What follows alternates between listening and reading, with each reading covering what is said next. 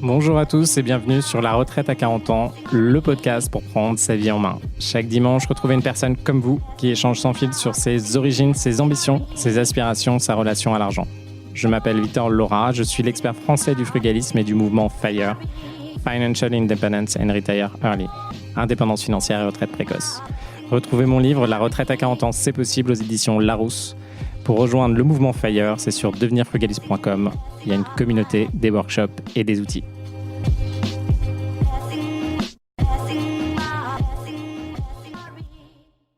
Bonjour à tous et bienvenue dans un nouvel épisode de La Retraite à 40 ans. Et aujourd'hui, on va se poser une question. Comment on peut atteindre la retraite en 3 ans ? Oui, on m'a bien entendu, c'est en 3 ans et aussi en ne se retrouvant pas à faire de la gestion astronomique. Eh bien, j'ai peut-être une solution pour vous. Alors attention, c'est très risqué, mais franchement, il y a des cas où ça peut bien se passer et c'est une stratégie qui peut être envisagée. Pourquoi pas ? Disons qu'aujourd'hui, il vous faut quand même un petit élément de départ, donc ça va correspondre. Alors, je vous donne les chiffres par rapport à ce qu'on peut faire et comment on peut se projeter. Après, vous pourrez l'appliquer à votre situation. Mais disons qu'aujourd'hui, vous avez 100 000 euros de côté. Donc, vous avez déjà un peu vécu, vous avez épargné, vous avez 100 000 euros de côté, ou vous avez même 100 000 euros investis dans votre PEA ou dans votre compte titre, etc. En tout cas, il vous faut 100 000 euros en cash que vous allez pouvoir récupérer. Ces 100 000 euros en cash, c'est déjà votre point de départ. Alors, on se rappelle, si vous avez 100 000 euros dans un PEA, vous pouvez faire un crédit lombard, c'est-à-dire contacter votre banque pour faire un crédit de 100 000 euros à partir des 100 000 euros que vous avez sur votre investissement en PEA ou en compte titre, etc. Si vous voulez qu'on creuse les sujets ensemble, n'hésitez pas à prendre un rendez-vous, venir dans mon programme de coaching. C'est des choses qu'on peut bosser ensemble pour trouver la bonne stratégie par rapport à où vous en êtes et aussi vos objectifs et votre prise de risque. Attention à votre prise de risque. Donc, disons que vous voulez vivre avec 3 000 euros par mois. Donc, 3 000 euros par mois, c'est votre objectif. Vous dites, OK, moi, 3 000 euros par mois, c'est bon. Je peux commencer ma deuxième vie, soit aller voyager, soit créer des boîtes, soit en tout cas, vous avez atteint ces 3 000 euros par mois de revenus passifs. 3 000 euros par mois, si on dit que ça vient de la bourse, il faut... vous avez quand même le PFU à payer. Le PFU, aujourd'hui, c'est dans les 31%. Donc, il vous faudra 4 373 euros pour finalement avoir 3 000 euros par mois après le PFU. Et on sait, j'avais fait un épisode à ce sujet, on peut réaliser, alors on va prendre ça comme estimation aujourd'hui, net d'inflation, vous pouvez, alors net d'inflation et net de frais, vous pouvez avoir du 6% par an si vous faites par exemple de l'ETF Monde ou du S&P 500.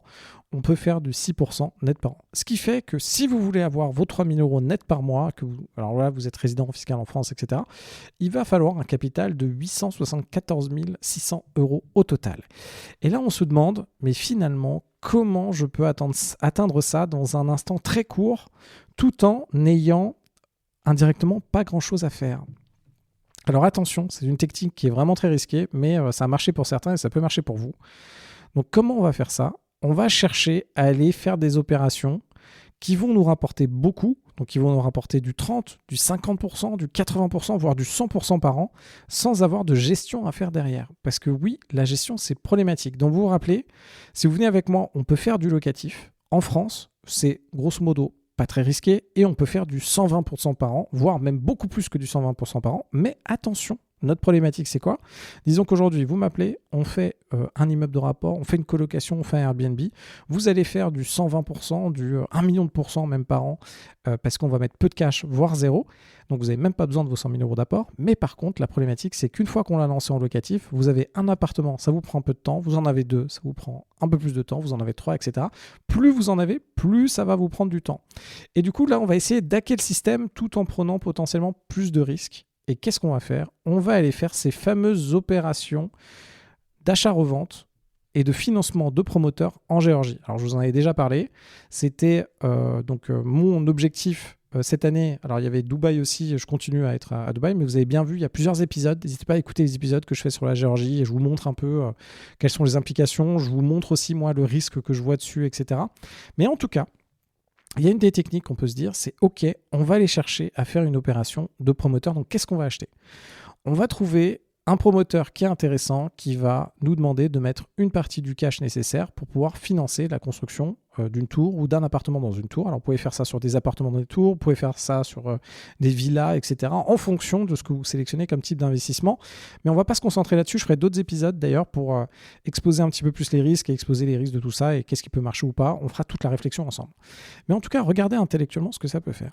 Il y a des investissements, là, aujourd'hui, que vous pouvez trouver et vous pouvez, en mettant 25% d'apport, vous allez pouvoir finalement réussir à faire des performances assez fortes. Donc en fonction des deals que vous allez récupérer, vous allez pouvoir faire du 30%, 50%, 80%, voire 100% par an en faisant ces types d'investissements. Alors attention, c'est très risqué. Il y a la possibilité aussi de perdre votre capital. Quand vous êtes sur des rendements comme ça, quand vous faites du financement d'immeubles à construire, il y a la possibilité d'avoir des délais de retard, il y a la possibilité d'avoir des faillites des promoteurs, il y a aussi la possibilité que le marché ne fonctionne pas aussi bien que ça et du coup vous financez quelque chose, vous pensez que vous allez faire du 30%, mais en fait vous revendez potentiellement aussi avec un peu de perte. Donc c'est possible de perdre aussi votre capital. Donc attention, là on est dans un mode où on peut perdre toute ou une partie de son capital. Donc gardez bien ça en tête. Ne vous faites pas avoir par des pourcentages de rendement astronomiques. Gardez en tête que vous pouvez perdre vos 100 000 balles. Donc gardez bien ça en tête.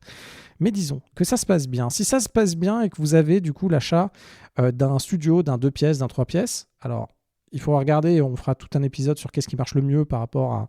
Mais la grosse question, c'est, disons qu'ici, il y a beaucoup de supply de studios. Les studios vont être peut-être plus durs à vendre parce qu'il y en aura plus à vendre sur le marché. Mais si vous avez moins de 2 pièces ou de 5 pièces, les gens qui vont vouloir acheter les 5 pièces sont peut-être plus enclins à les acheter, etc.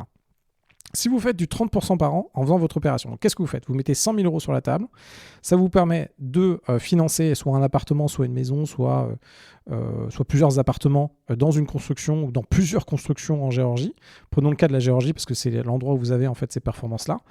Si vous faites du 30% par an, en 8 ans, vous allez réussir à atteindre votre objectif. C'est-à-dire que vous allez mettre 100 000 balles, vous allez faire une première opération avec vos 100 000 euros, achat-revente, vous mettez 100 000 balles, au bout d'un an, vous revendez, vous récupérez votre cash, et là, vous allez refaire une opération à 200 000 cette fois-ci, ou plusieurs opérations à 100 000, ça dépend comment vous segmentez votre argent, pour continuer à profiter de cet élan des 30% par an. Donc en 8 ans, si vous faites du 30% par an, en 8 ans, vous avez atteint votre objectif. Si vous faites du 50% par an, en 5 ans, vous avez atteint votre objectif. Si vous faites du 80% par an, en 3 ans et demi, vous avez atteint votre objectif. Si vous faites du 100% par an, en 3 ans tout court, vous avez atteint votre objectif. Donc là, on se rend compte, alors attention, grosse prise de risque. J'avais fait un épisode là-dessus. Vous pouvez aussi perdre votre capital, mais on arrive dans des moments où on se dit, en fonction de votre situation et de ce que vous allez faire, peut-être que le jeu en vaut la chandelle. Surtout que ces systèmes-là, et en fait, moi, ce que j'applique dans ma stratégie d'aujourd'hui, finalement, j'ai ma stratégie à côté qui est de faire mon investissement locatif qui tourne et qui est en France, et ça me fait mon patrimoine constant, et ok, c'est quelque chose de très stable, et où je fais aussi beaucoup de rentabilité, mais j'ai quand même le cas où j'ai de l'investissement locatif à gérer, etc. Et en parallèle, avec le cash que j'ai en supplément aujourd'hui, je vais aller prendre des risques sur ce type d'opération, tout en sachant que je peux effectivement perdre mon capital. Mais là, quand on regarde ça, c'est quand même pas mal. Donc imaginez, en 3 ans, en avançant comme ça et en prenant pas mal de risques, eh bien, on peut quand même avoir des méga performances. Donc, ça m'intéresse de savoir ce que vous voulez. Si vous voulez récupérer des deals et voir les deals sur lesquels je me suis positionné, je vous remets encore une fois les coordonnées d'Eric en commentaire. Vous pouvez l'appeler, lui demander les deals qu'il a à Batumi, par exemple. C'est là où j'ai fait des invests.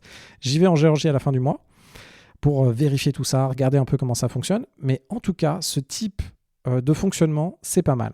Encore une fois, là, l'idée, alors attention, parce qu'il y a plein de choses, c'est-à-dire que vous achetez un bien, disons que là, moi ce que j'ai fait, c'est que j'ai acheté un studio, là je vais faire d'autres invests et je vous expliquer quels invests je veux faire par rapport à quelle stratégie. Là, je veux lancer la machine, donc je fais un petit studio. La problématique, c'est quand vous avez un marché qui croît très fortement, vous avez potentiellement du 15%, là il y a eu 10-15% de croissance dans le marché immobilier en Géorgie les dernières années, et on croit qu'on va faire la même chose cette année. La problématique, c'est qu'il faut voir d'où vient cette croissance. Donc là, je répondrai dans un autre épisode. Et aussi de faire attention à l'oversupply. Donc l'oversupply, c'est un moment, effectivement, le marché y croit. Pourquoi ? Parce qu'il y a beaucoup de personnes qui veulent acheter, mais il n'y a finalement pas beaucoup de biens qui sont accessibles. Et la problématique, c'est là aujourd'hui, les gens se rendent compte que ça se vend bien. Et du coup, il y a de plus en plus de tours qui vont être construites. Et du coup, il y a de plus en plus de studios qui vont arriver. Et potentiellement, on va arriver à un moyen où les acheteurs, il y en aura moins. Et du coup, cette croissance immobilière va moins fonctionner. C'est un des premiers éléments, c'est le nombre d'acheteurs qui va être présent. Après, il y a le financement. Et après, il y a de toute façon ce nombre d'acheteurs qui est présent dépend aussi d'éléments un peu géopolitiques qu'il y a aujourd'hui. Donc, quand on parle de la Géorgie, là aujourd'hui, il y a beaucoup de personnes, il y a beaucoup d'Ukrainiens qui sont allés là-bas parce que ça parle russe. Il y a beaucoup de Russes qui sont allés là-bas à cause de la guerre. Et attention aussi, la Géorgie n'est pas très loin de la Russie.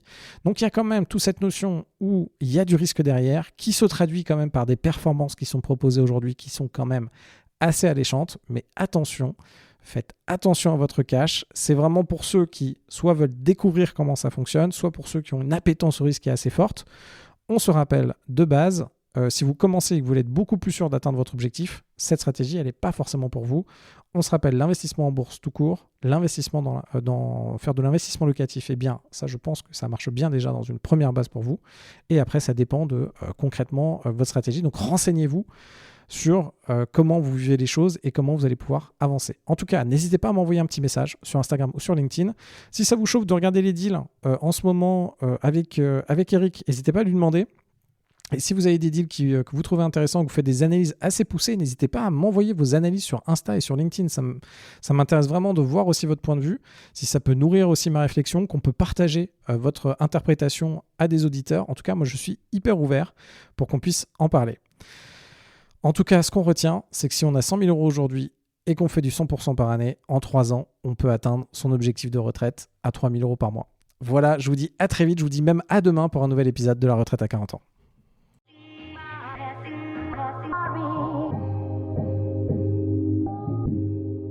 Vous venez d'écouter un épisode de La Retraite à 40 ans. N'hésitez pas à en parler autour de vous, à vous abonner, à rajouter 5 étoiles et à mettre un petit commentaire. Ça nous aide vraiment beaucoup. Pour être informé des nouveautés, rendez-vous sur devenirfrugaliste.com.